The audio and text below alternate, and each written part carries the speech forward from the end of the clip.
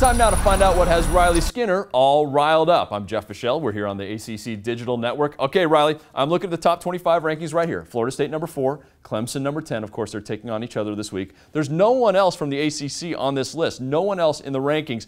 I know you feel like the ACC deserves more credit. They just got to earn it, right? I do, and it's tough to see that in my opinion because I think that the Atlantic Coast Conference is the third best conference in the country this year behind the SEC and the Pac-12. But they're not going to get that kind of national respect and credibility unless they win the games that they're supposed to win. Particularly, you look last week at Virginia Tech and what they did at Pittsburgh.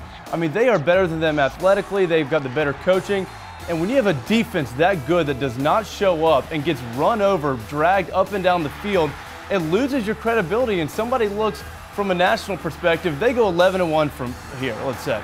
They're still not going to get that kind of respect because they lost to a Pittsburgh team who lost to Cincinnati and Youngstown State early on in the season.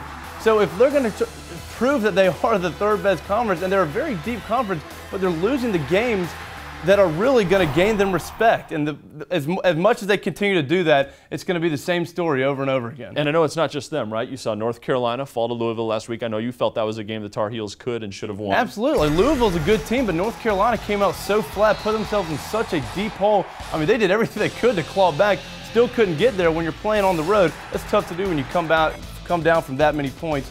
And especially first week, NC State, Tennessee came in with a lot of hype and just laid a huge egg. And on a national stage, that's the last thing you want to do when you're trying to gain respect and credibility on a national stage for your conference. All right, Riley, that's what's got them all riled up. I'm Jeff Fischel. You're watching the ACC Digital Network, brought to you by Ruby Tuesday.